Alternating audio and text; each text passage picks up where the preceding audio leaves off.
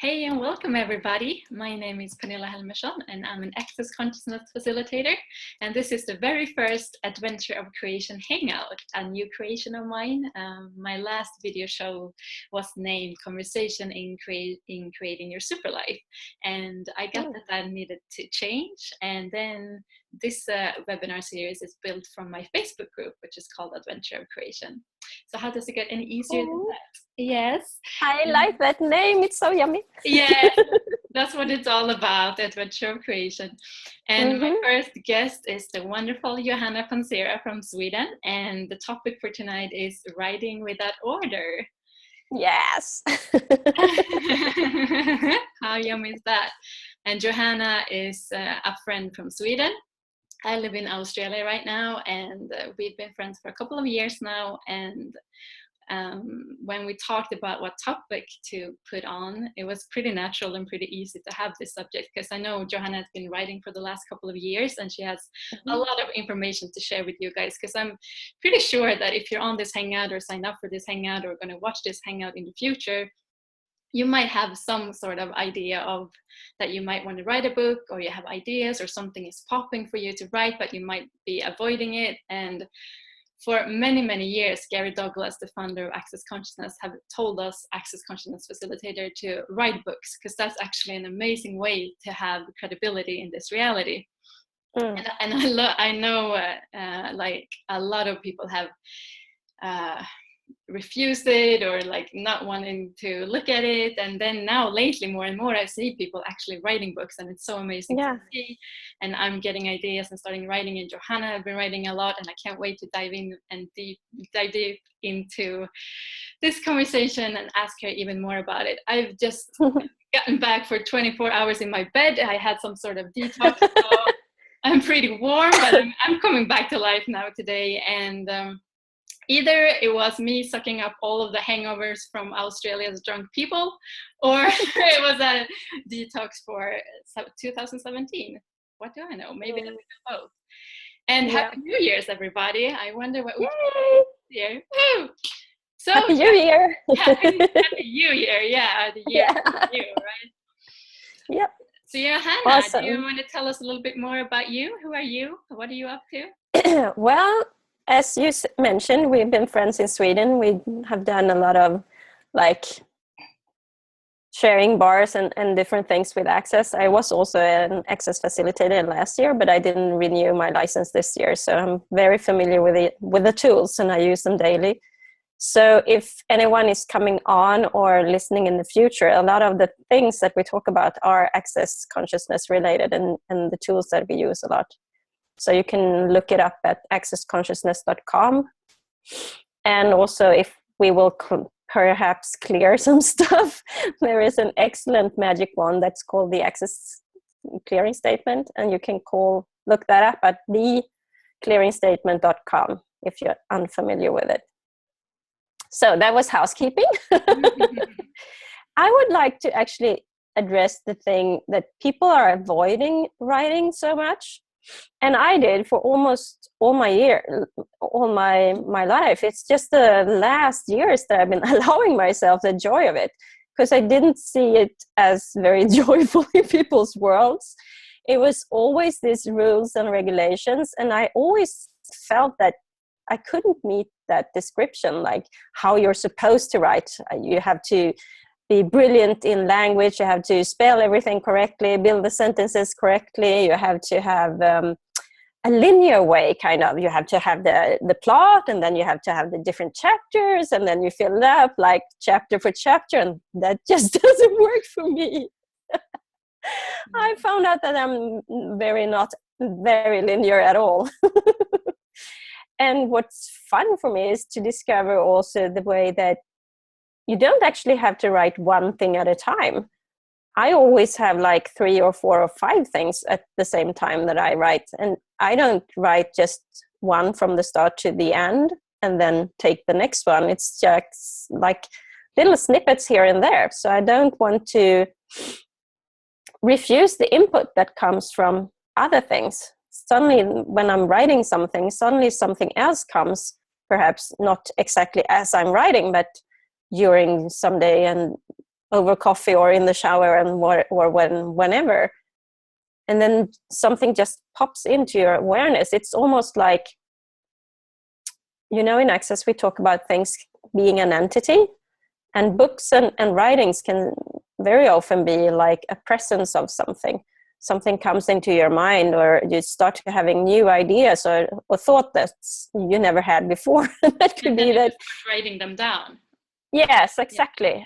And in how irregular or not related to anything they even are.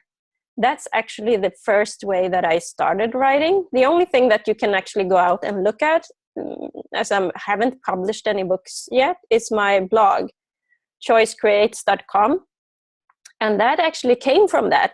There were several different things that just came in 1 or 10 sentences at random times. And I just started writing them down because I perceived that there is some awareness here that I would like to play with or go further with. Yeah, and I didn't know what to do with it. We can add the blog when we send out the recording too. So yeah, sure. Yeah. If anyone want a snippet of of something, and I didn't know what to do with it. I was in already in a collaboration with my editor, brilliant Sherry Taylor. She's like a midwife, cheerleader, book whisperer, editor, all rolled into one. Wow, how does it get any better? Yeah, she's amazing, and she's also familiar with Access, so that helps if you're writing stuff in that area. Yeah, that is definitely an asset, or whatever you're writing. I mean, I started writing with her with my first children's book, and I had it in my drawer, so to speak. I actually wrote it like 11 years ago, the first story. And then it was in my drawer for like 9 years. And then I took I think the first thing that I took was some class with Lisa Murray, 30 Days of Creative Writing. And then you get prompted to write something every day. And that was like lowering the threshold significantly, because then it becomes like normal for you to write every day. And I don't say that you have to commit to write every day, but that was like a good starting point for me. We just got a question too. That's why I got a little distracted. Yeah, cool. Do you want to take it now, or did you have more? No, yeah, sure. Okay, so Tommy is asking, how can I let my own stories for a book be as easy to write as the multiple articles I write every week? Wow. Yeah, so a question then, are you making your stories more significant? Do you get a response to this? Is it in the chat? I think it might take. Okay. Yeah. So that would be a question to look at, because when there's something that related to ourselves, we tend to have this like really thick goggles on that kind of magnifies everything, where it's much easier to something that is not related to our person or what we believe is our identity in some way. It's much easier to have the space and ease and freedom. So everything that doesn't allow you to have the same ease and space with things related to yourself, you could just destroy and uncreate it all. Everything that is right on Good About Put Puck on the Shop Boys and Beyonds. If it's anyone out there that has similar stuff going on too, it will work. Yeah, probably. And perhaps one way is to just like take a step back and pretend that this is someone else that you're writing about, that you, the writer, are someone separate from you, the story. Because if you know and acknowledge that you are an infinite being, then you would have like millions of stories to tell, because you have already been and done everything, right, from several lifetimes. So why is this lifetime so much more significant? Yeah, and we talked a little bit about that before, Johanna, how in this reality it's so much we talk about like, oh, write one book at a time and from A to C. But we were talking about how it works better for us to have so many different writing projects going at once. And you were talking about that too, that we're not linear like a lot of people are trying to be in this reality. So how much joyful would it be for all of you guys watching to actually look at, maybe it would be more fun for you to have a ton of books to write on at the same time, and like, oh, where do I put that? Where do I put that? And what if you don't even have to know the order? before you start. You just start and then you can rearrange it. And like Johanna, you have a person that helps you.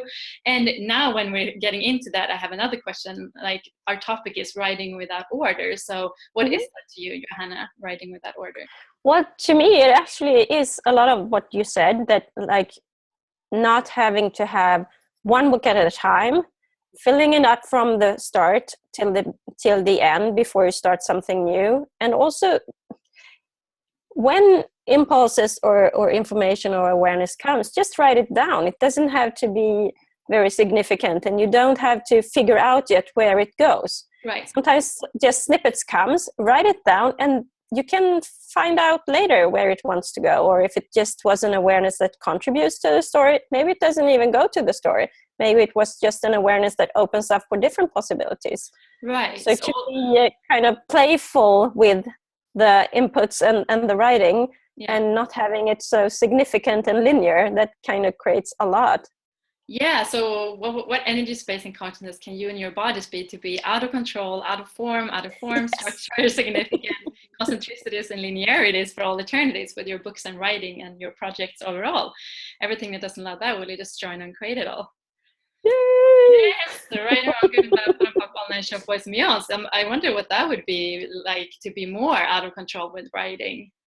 Yeah, and the funny thing is that I found out, and I actually talked with my editor about this, is that when you have several books or writings and whatever it is, I mean, let's not get stuck in the idea that writing, you have to write a full book. Because writing can look like different things. It could be writing brilliant posts for Facebook or Twitter, or a wonderful description of a class or a blog, or it can be a million different things. So let's not get stuck in that it has to have this shape and form of a book. Exactly. And that was exactly what occurred for me, because I was like, I have no idea like what I would write. And well, that's not actually true. The truth is, I started a couple of stuff and then I get bored. And then I started talking to two friends in particular, and they were like, but don't you do this creation journey? I'm like, yeah. They're like, can you just maybe transcribe that? And I started doing that. I'm like, wow. And now I have so much awareness. It's not even going to be a book. It's going to be like all of these magical things. And cool. Yeah. So what if you guys see how it contributes once you start to actually do it? Yeah, just start the adventure of writing. You have no idea sometimes when you create stuff. You don't get to dictate what the creation is going to be, right? Because that kind of kills it. Yeah. So if you're just allowing the impulse and just start somewhere, it might take you on a ride that you could never have foreseen or computed or concluded. Tom got back on his question here. He says, for me, it is easy to write. I write and get paid for a couple of hundreds of articles every year. But when it comes to my own stories, the big projects, my big books, number 1, 2, and 3, that will make me rich and famous, I get stuck. Can you beautiful people please help me with the clearing process and some questions? Yeah, that's why we're here, Tommy. Yeah. So it's easy to write. The thing is, and the thing is, we kind of do that a lot, don't we? We make the book or books very significant, and we have all these projections and expectations of it, which makes it kind of heavy, because all the expectations and projections and those kind of things and definitions always makes us more heavy, because it is a lie. Basically, it's a lie. So that makes us heavy. And it makes it close down and contract the playing area. Yeah. So because for me, if I have to conclude that, this is going to make me rich and famous, and this is going to do this and that, either if it's a book or a class or whatever it is, or a call, that I have conclusions of what it's going to create, then it gets heavy for me. It doesn't get the fun. So what if you just wrote for the fun of it, for the joy of you to write it, and then see what happens? Maybe it would be something even more than just a book. Maybe you will have it as a telecall series. Maybe you will have it as something more, seminars or whatever it is. Exactly. So as soon as we invested in the outcome, it becomes heavy. Yes. Johanna. So all that So everything you're writing out there, so all of the projections, expectations, separations, judgments, rejections, conclusions, and all the decisions, judgments, rejections, everything I haven't said about your projects, Can We Destroy and Uncreate It times a gazillion. Yes, and all the please. outcomes, right, wrong, good and bad, pot and pock, all nine short boys and beyond. So yeah, we put some crap on our books, and as soon as you judge something, we actually kill it. So how much more can you have with writing now when all that guff and shit is out of the way? What else is possible now for our fun little projects? And don't forget that we can actually talk to our books, Johanna. Can you talk a little bit about that? That's awesome that you bring that up. Yes, for me it is like I have this weird new thing that I'm not sure it's going to be a book or whatever it wants to be, but it comes in snippets of awareness that it's very freakishly different than what I've ever written about before. And at this point now, I've been writing down some stuff. It's not a lot, it's not long. And at this point, it's like the writing doesn't come in words, but it's more like I'm just hanging out with this entity, that we get to know each other a little bit more, just kind of be in each another's spaces or energy presence, and just see if we like each other. Cool. If it's going to be for me to put this in writing or out in the world, birthing it, or if it's for someone else. That's also a good question when you get snippets of, and it doesn't flow easily and it doesn't bring you joy. Then some questions can be, is it for now or later? Is it for me or someone else? Because sometimes it's not like we are totally separate from everyone else. A lot of people get the same kind of awareness at the same time globally. So even things that want to be birthed into this reality can come in several people's at the same time. So just feel free to not make it too significant that, oh, this is a brilliant story, I must hang on to it, I must create this.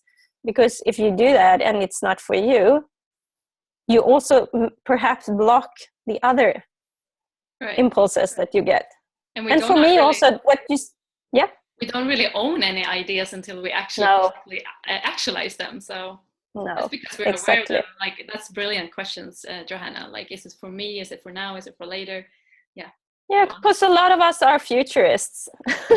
I have sometimes tried to push things to be created and it doesn't work, and I made myself wrong for it, and then I just realized that, well, no wonder, it's not for now. I was aware of something way later. And that's something else we're pretty good at judging ourselves for, like, oh, I'm procrastination. And maybe sometimes that is the case, but then maybe sometimes it's about the timing, that it wasn't timing. Like you said, you started writing your books like 10 years ago or something, the children's book. The first one I started writing 10 years ago, and just lying there in the drawer for like 9 years until I finally started to play with different things, like writing every day for 30 days. And then I had another 30-day challenge with Blossom that was something with creativity for 30 days. And that also helped. So getting to a space where making it a little less significance and like you said, clearing all the pest juniors and the DJCCs, that makes it so heavy and contracted, all the expectations and stuff that Pernilla was talking about. It just gets us to a more playful state, which is very beneficial for for actually having the joy of writing. Exactly. How much more fun can we have? Instead of going into the myth of the starving artist and the struggling artist or whatever it is, and it's so lonely to write, it doesn't actually have to be. Right, how can you make it you? How can you invite other people to contribute? Some people co-create books. Like, I've seen a lot of creations lately where they are several people and they write a chapter each around the subject. That could be fun if that's fun for you. If you want to do your own thing, do it. Whatever works for you. Find out what is fun and easy for you, because just because I write like 5 things at the same time doesn't mean that works for you. But I find for me that if I don't stop the impulses, just write it down without significance, without trying to figure out how and where it's going to fit, they actually co-contribute to each other, even if they are in totally different topics or areas or even different genres. They actually co-contribute to each other. And you can also ask your projects to contribute to each other. That's amazing to hear. And also when you write, like, what would make this joyful for me? Because all the time it's not fun for me to transcribe, but it's actually fun when I start, but sometimes I don't start because I have so many other projects at the moment. But one time I brought my computer and I got to this really nice restaurant with the beach view, and I ordered myself appetizer, cappuccino, dessert, and I was like, I'm gonna sit here until I've done the whole telecall. And I actually so like, what would it be? That is an excellent example of, you don't have to lock yourself up in the kitchen or your work den to write. And you don't have either to have set up, I mean, that was brilliant to just make the demand of you that I'm going to sit here until it's done. That's brilliant. That's one way to do it. And for me, sometimes I work at a full-time job. I'm a single mother of 2 kids. And sometimes I just work like writing 10 minutes or half an hour when they gotten to sleep. So it doesn't have to look a certain way for you to allow yourself to have the joy of writing. But what is that though, Johanna? Because like I said, it's fun once I start, but I still put it off. So how much are you aware of other people's points of views and judgments around writing? Yeah. Sure. I would suggest return to sender a lot. Yeah. A lot. Yeah. A lot. A lot. Who does that belong to is an excellent question when you feel heaviness around writing, because we do be aware of so much crap, and in different areas in our lives there is a lot of decisions, conclusions, and judgments, and writing is one of them. Yeah, for sure. And actually it connects a little bit to work, and work is like an ugly word. That as soon as you say work, every joy dies. Yeah. So if you make writing your work, there won't be any fun at all.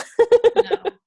So what if it's your playtime? What if it's the fun time, your recreation, your nourishment time, something that you do to nourish yourself and have fun? And it actually is once I start, because then I'm like, oh, I'm pretty brilliant. Did I really say this? Oh my God. Yeah, exactly.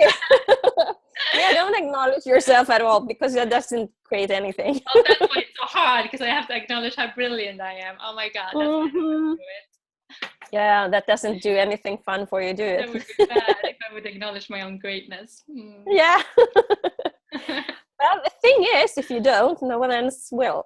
Exactly. That's the trick thing. You have to acknowledge it first. Otherwise, people won't be able to see it or receive it. Actually, right. It's tricky. We're not willing to acknowledge our greatness with writing and writing books and coming up with ideas, and see the brilliance that we is, instead of judging what we're creating. Everything that is really just trying to create it all.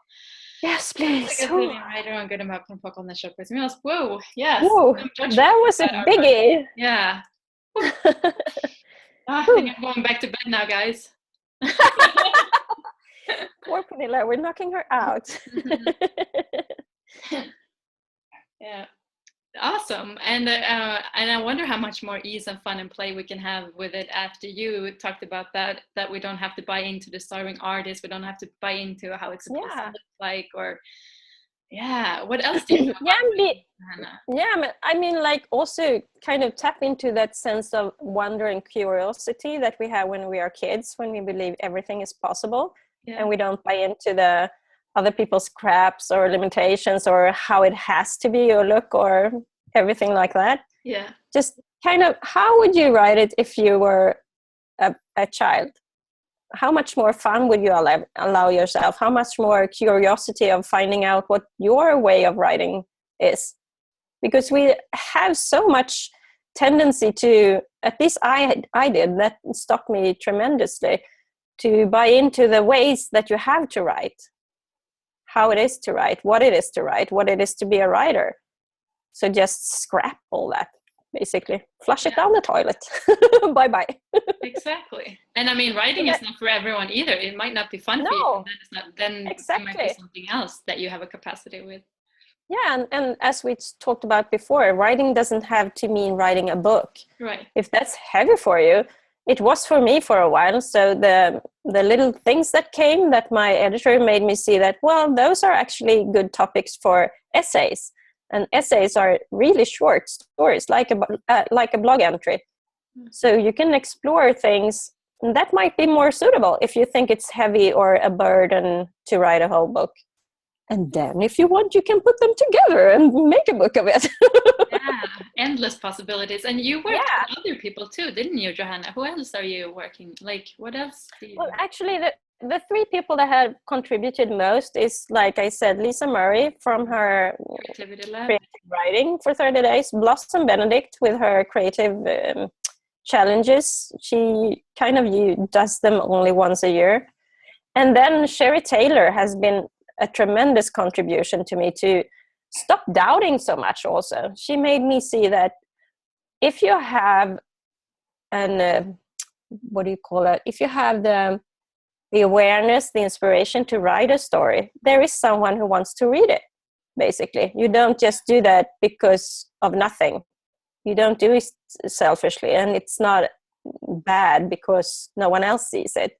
So all of those doubts that we have created, it's actually a distractor implant, but it keeps us from having actually the joy of it, because it gets very heavy. If you start doubting yourself, if that doubt creeps in, then it doesn't get much fun at all. No, that's killing the creation too. So all the distractor implants of doubt and everything underneath that, in regards to writing, would you like to destroy and uncreate that and let it go? Because that's like a thing that can really creeps in all of our creations and in our lives. Yeah. And yeah, to let go of the distractor implant, it's actually distracting us from being present with our creations. And when we get out of that, we can actually see the brilliance and the greatness of us. And then we have the joy of the possibilities that it is to create. Whereas otherwise it gets more like the burden of possibilities. And figuring out the right one, that's also a burden, figuring out the right way to do it. Yeah, and I pick up now from people that they never start. They have so many ideas and they never start. That's what happens when you have to figure out the right way, because I've done that like loads in my life. It just stopped me from ever doing anything. The burden of having to figure out the right way to do things, like the Lord of the Ring choice. The rules them all. Yeah, exactly. And then you actually get to that state where you have to defend what you have chosen, because you think that's that you have to stick onto that choice. Yeah. But you could just choose something different in the next 10 seconds, really. But when we make it that big and significant that we have to figure out the right way of doing it, then we have to resist and react to everything, challenging it, and defend for or against everything. So everything that and also be willing to let it go, because I actually did start write a book or two or whatever, and I didn't finish them. And like, what if we don't even have to go to judgment about that? No, exactly. Maybe that contributed to something else that we could never kind of connect or see. It always contributes in some way for us to have more awareness or to get a new idea. Maybe that created and birthed something totally different. For sure. That the energy transformed into something different. So that's a brilliant thing, to not judge yourself for not finishing stuff. Yeah. And also, we should clear something about all the whys, all the reasons that we have for not starting or not finishing or not whatever it is that we have. Yes, so everything that is times like a silly create it all. Yes. And I liked what you said, like you're a single mom of 2 kids, you have a full-time job, and like you write when you can, and sometimes it's only for 10 minutes. So what if you can just get into it for 10 minutes? You can just tell yourself, okay, I'm just going to do it for 10 minutes, and then maybe you do more, maybe you don't. But sometimes it's just hard for me to get back on it, even though I like it. Like for some reason I'm like, no, I don't have time, blah blah blah. But what if we can just choose it for short periods of times too? Yeah, and see what shows up. And if you have more than one project, it's also easier, because then you can just see, okay, so which project would I like to play with now? Which one is requiring my attention, or which one is ready to play with? Yeah. If you just make it like short snippets of 10 or 20 minutes. Okay, I have 10 or 20 minutes to write. Which one? Exactly, and I know exactly that's the way Gary Douglas did it too, because he was super busy when he started writing books, and he was like, Hmm. if I had 10 minutes, I would write, and then Yeah. eventually it will be done. So Yeah, exactly. So don't give yourself the burden of a time frame where it has to be done, and don't give yourself the burden of what it's going to look like. You don't have to figure out the whole creation before. I mean, it's like if you give birth to a human humanoid, you don't decide what it's going to look like when it comes out. It kind of creates that for itself. right. It's actually the same way with all creations. It's a co-creation and collaboration between you and this entity that you're creating. Exactly, that's the way it is with all creations. You get one step at a time, and then when you open the door, Mm-hmm. you see the next door, and you just gotta keep choosing it. And I like just keep choosing it and being in that energy of it. Yeah, the curiosity and playfulness is, to me, is very essential. Otherwise it starts to kind of getting more like burden and heavy, and all the thoughts about figuring out the right way and stuff comes in. Can you talk more So about what that is, there is no essential? right or wrong stuff. Yeah. Huh? Can you talk more about that? It's an energy of essentialness.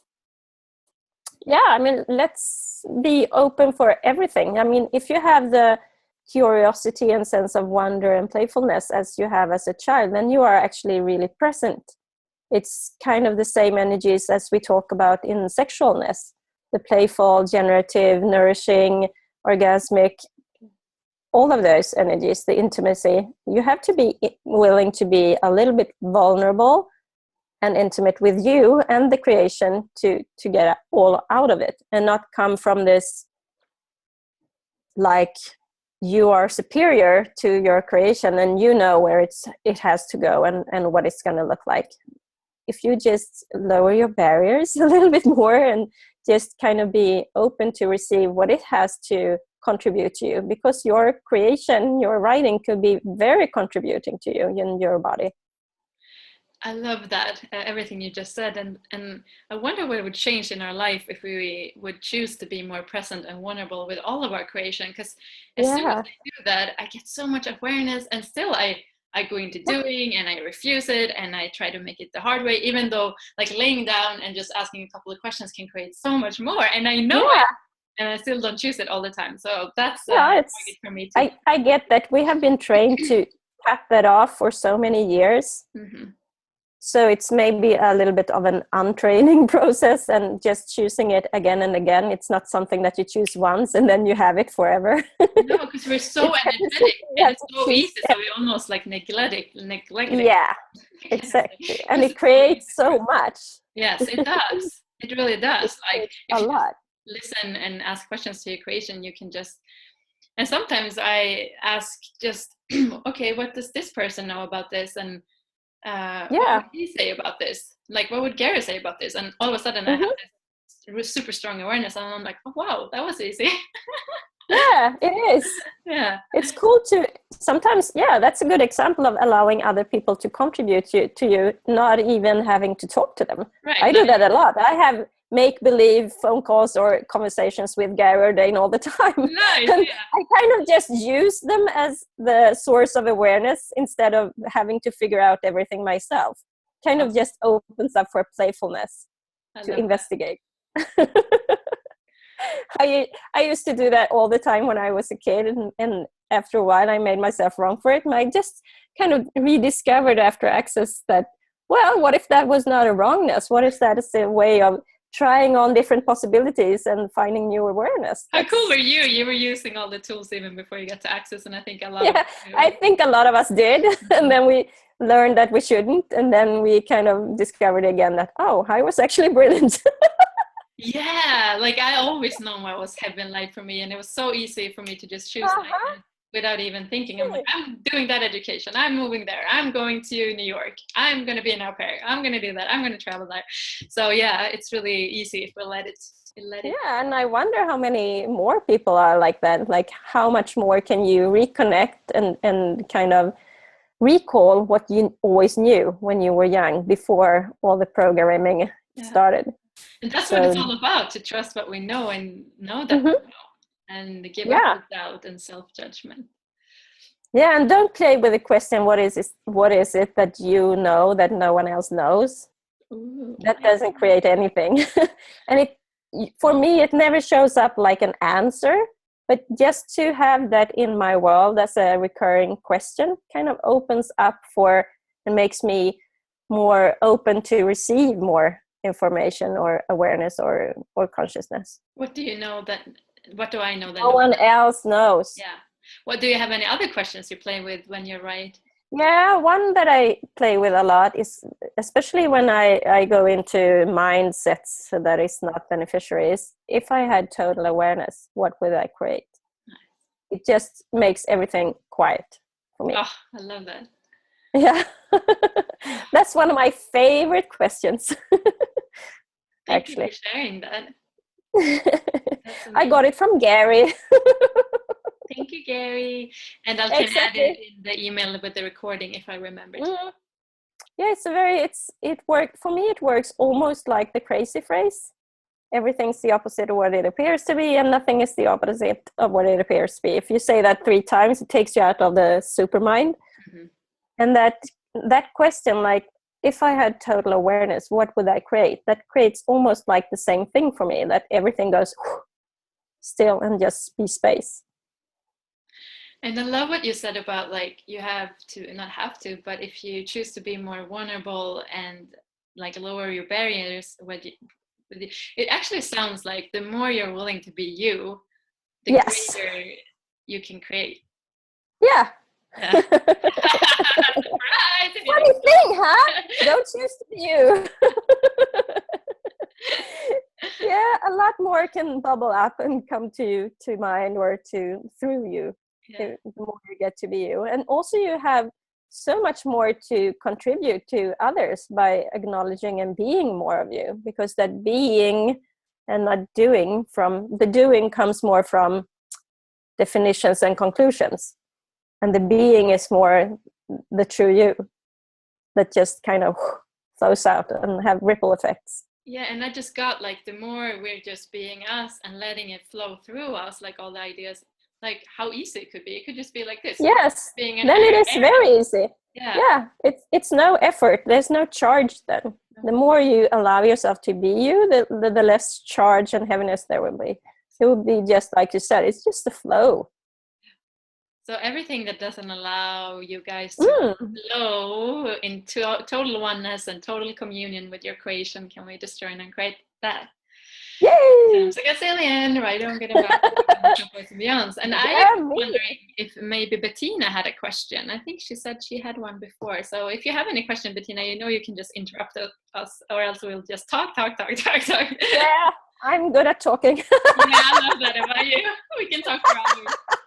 Yeah, I can talk forever, I think. Yeah, and thank you for asking, because you actually had asked the questions before I asked you, like that you were desiring to have different kind of conversations, or what were you asking for? Well, for this year especially, I'm asking for much more co-collaborative conversations where we kind of add on our different knowledges that, as we talked about recently, the thing that only you know, that no one else knows. And we also bring things that is not cognitive, but with the energy. A conversation is not just the words, it's kind of everything else, the energy exchange and adding on. So when we do that together, like 2 people or more people, that adds on something that is way greater than the sum of the parts. And that's what I'm very interested in creating more of. Those transcending conversations that opens up for totally new possibilities that wasn't before the conversation, and creating new realities, actually. I wonder what would like to be created with that. That's such a yummy energy. I am curious to see what you can create with that. Nice. So if I created something like that, would you come? Oh, of course, darling. That would be amazing. Ah, nice. That's one. Yeah, that's already there. That's a conversation, because you have to have at least 2. And it would be yummy to invite even more people to that. Exactly. And like have different topics that we could have a conversation around.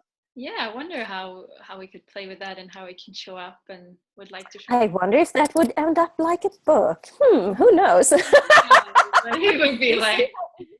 You see how easy it could be to be writing? It could be like having a conversation. And that question is brilliant too, like, because sometimes we just jump to a conclusion when we get an idea, like this is a book. But if we don't ask the question, maybe it's not designed to be, like you said, no, this is a blog. So don't forget to ask, like, is this even a book? Or is this decided to and it can be several things. Don't be afraid to let your creation be several things if it desires to. Maybe it starts as a conversation or a telecall. Maybe it starts as a series of blogs. Maybe it starts with just different Facebook posts that you later compile to be a book or something, or a class, or whatever it is. Yeah.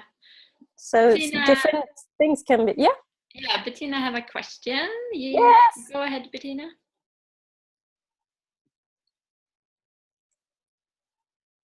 Bettina? Her hand anyways.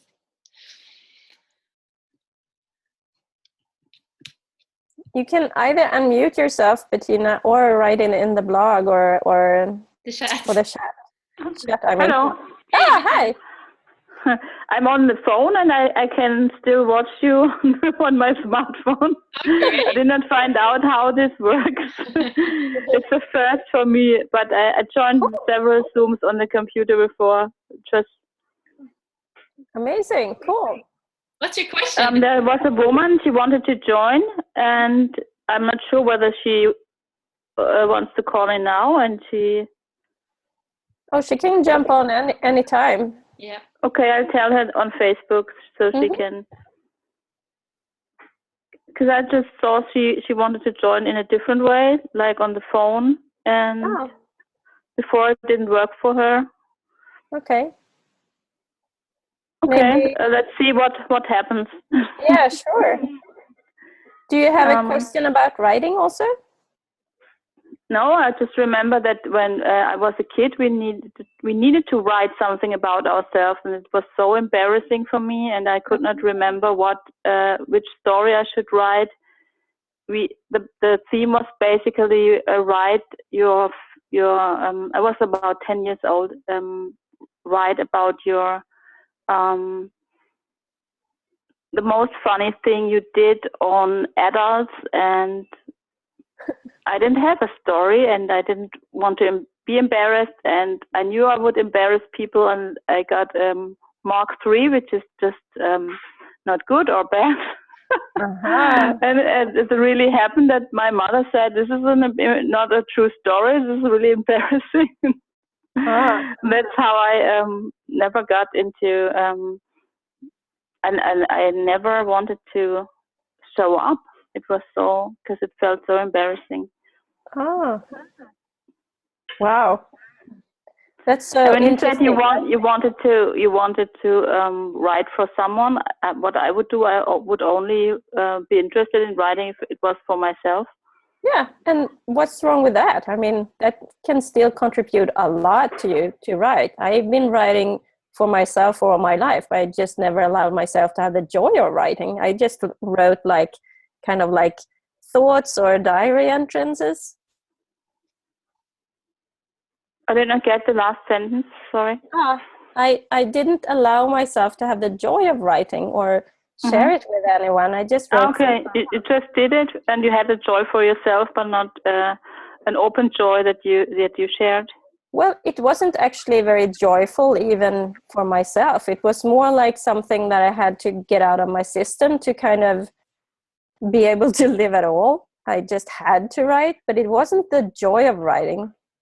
And also when someone tells us what to write, it might not be that fun all the time either, because I remember my teacher said, like, when something was fun for me, I always got an A, and if something was boring for me, I got like the worst grade ever. And she said, like, you have to learn how to write, because I even studied journalism and and I was like, no, and I could never do it. Exactly. I got an not approved on a writing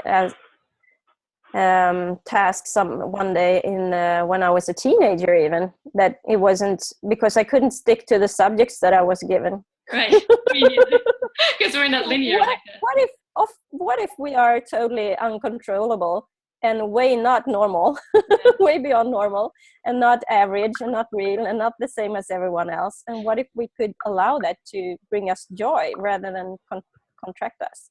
That's also a biggie, Bettina, that you brought up. Like, how many of us are actually so aware of other people's, how they will react to what we write and not react, and say and think and project. Because I have a friend, she's writing the most delicious book ever. And I was like, oh, how's that book going? And she was like, I don't know if I want to publish it because I don't know if I want everybody to know about this. And I'm like, oh my God, that's like, oh, it's like, what if? So let's do something about that. So everywhere we're buying into all the projections and expectations and separations and judgments and reactions around us from people around us about how they will receive the book. Can we just try and create that? Yes. Yes. And right, wrong, good and bad, på den online shop boys and beyonds. And it's very much easier to be aware of and perceive the density and the charge that it is from people having judgments and resentments and reactions. But this space of joy is much more lighter, so we don't always recognize that as easy. So what if it's just us having this goggles of perceiving the judgments more than we perceive or be aware of the joy that it could bring and create. Exactly. And Bettina, have you connected writing with embarrassment? That you might embarrass someone if you write. Say it again, please. I had to cough and I didn't hear you. Have you connected writing with embarrassment, that you might embarrass someone if you write? Yeah. Okay, so everything that is really destroying and creating. Yes, and it was an unkindness of me to write anything because I didn't want to. Yeah. It was unkind to ask children who are 10 years old to write a true story because I didn't have any, and I invented one, and I didn't want to write about a true subject, so I chose another. It was about you had to play a trick on adults, and maybe we did that, but at 10 years old I did not remember any. Right. And it was so hard on me, and I think now I should have said, I don't have a story, please give me different topics. Exactly. Yeah, but that's not in your world as an option when you're a kid and you go to school. No, it's totally, very restricted. I did not have that option. I did not see it, yes. No, so everything of course that brought not. up for you and everything that stuck you with writing and everything that is really destroying and create it all. Yes. So I guess sitting writer and good and bad på den pågående show boys and beyonds, and it's it can be such a shame like that a thing like that can stop us from writing. And like if we actually look at it and we use the tools, we can actually change it. So what is it that's stopping you from writing? Like maybe that's a question to ask, and just something different.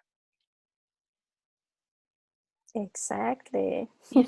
Cool. I like that. Thanks for bringing that up, Bettina, because I think a lot of us have like scars and burdens and conclusions from what we've been subjected to from school, because school is not always a very kind environment. Right. Especially if you're a humanoid and you're not designed to fit into a square. Right, we're not designed to fit into any box. So how out of the box can you be with your writing and your project? Yeah. How much more fun would it be to be out of limitations, out of constrictions and all of that, and to recognize that you are not average, real, and the same. Right. And I'm so grateful that I actually changed my creation, because now it's so much more fun to have people interact and talk to and cool. questions, because I didn't really have that on my other show, and I get that that's what was desiring to change. So I'm super grateful for this creation and for you being here with us, and all of your input and amazing tips and questions and clearings and all of that. Awesome. Yeah. Do you have anything else you want that's actually no, I just wanted to say that's actually one of the things that is made me ask for that for 2017, the conversations, because that gives me so much joy. I totally come alive when I have conversations with people about cool things, not like small talk. Then I just get super bored in a nanosecond. Yeah, exactly. Take me out of here. Then I'd rather go home and write instead. Yeah, my time is far too valuable for this bullshit. That co-collaboration thing, when you receive and you gift and you kind of add on and bring different things to the table, that's an awesome thing. I wonder how many creation would like to be birthed through now for 2017. Mm-hmm. And Yeah. I feel way lighter and more excited. Now we have someone else on. Gabrielle is on. How fun. Hi. Let us know if you have any questions, Gabrielle, before we wrap up. Hello, is Gabrielle on? Yes. Yes. Hi. Oh, cool. Cool. Hi. Hey, Hi. Gabrielle. Welcome. Welcome. Did you have Awesome. a question, Gabrielle? Wonder if she hears us. She's not muted, so if she would like to ask a question, she can. I would like to say thank you. It's Bettina here. Yeah. Hi. Because you brought it up about collaboration, and I think that's what Access is about, and what they created with people. They saw the gift in them, and they let them do what they wanted and created new topics in Access, not just consciousness, also about bodies and. Yeah. And it is that thing of letting people kind of add on with what they are the only ones who know. Yeah. So Yes, and they let everything, they never come to conclusion. They always say, well, that's okay, there's judgment, but it's not weird. Let's look more on that. And they don't go so much into the judgment of it. No, exactly. They play with it, yes. Mm-hmm. Yeah. Right. Yeah, like we said, judgment doesn't really create anything. It just kills No. everything. So Yes. the more we can let that go, the more fun we're going to have. And that's actually something I've been asking for, like, how much more fun can I have with everything I'm adding on for 2017? Because that's actually the meaning of my life. So actually have fun and enjoy my life every day. Cool. And I like that what you said there, Bettina, about the collaboration, because that's one of the things that makes me come alive and have fun. Yes. To not feel alone or feel that I have to do everything and figure it out on my own. Right. Yes, sometimes just calling. Yes, and how did we get the idea that we all have to do it by ourselves? And why not let people contribute? Yeah, it's way more fun. There's so many books that Gary wrote books in collaboration, like the body book. Yeah. And what else? Well, there are loads that he's been writing together with Dane, for example. Yeah. They co-collaborate a lot. Mm-hmm. Yeah, so let's end with a big 1, 2, 3 for all of the creation that would like to be birthed and created for the upcoming year and beyond. So let's do energy. And just 1, 2, 3. 1, 2, 3. 1, 2, 3. And a 1, 2, 3, 4 for all the projections we might have piled into the future of our creations. So 1, 2, 3, 4. 1, 2, 3, 4. 1, 2, 3, 4. Yay, we know that's possible now.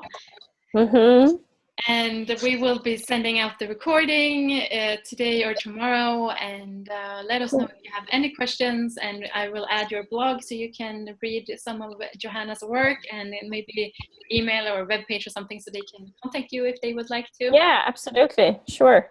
If something comes up after you want to delve into deeper, just contact me from Facebook, or you can have my mail address also. Yeah, do you do sessions online, like for coaching, for writing? Yeah, sure, absolutely. I love that. Yay! Thank you guys for watching and for being a part of this creation, and I adore you all, and I'm so grateful, and I'm excited for this upcoming year, what we can create together, and have the conversations we always desired. So, and I wonder how much that can change the world and this beautiful planet. Thank you so much. Awesome. It was so much fun. Great. Love talking to you always. Okay. Bye. Yeah. Bye. Bye. Thank you. Bye bye. Bye.